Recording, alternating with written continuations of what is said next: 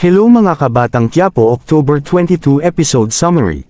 Sa munisipyo naman kinausap ni Miguelito na kamusta ang meeting ni Roberto about sa mga project. Ang sagot niya ay approved na lahat ng flood control project at kikita sila ng malaki sa darating na project na ito, at sumagot ang isang konsehal na baka makahalata ang mga tao.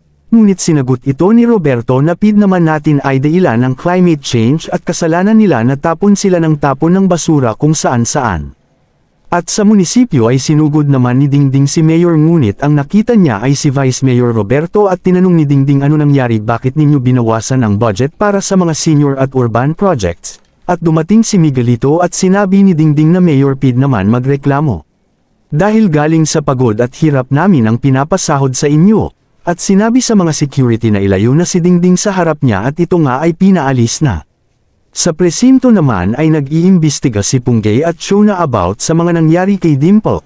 At napaisip si Punggay at sinabi na kaya nga ako nagpulis para protektahan ko si Dimple at pamilya ko, pero parang di ko naman magawa na maprotektahan sila. Sa pier naman at lumabas si Tanggol galing sa pag-uusap ng mga kagrupo niya. At napaisip si Tanggol na hindi ako papayag na mawala pa sa mga kagrupo ko, kaya ako na lang mag-isa ang magliligtas sa papa ko.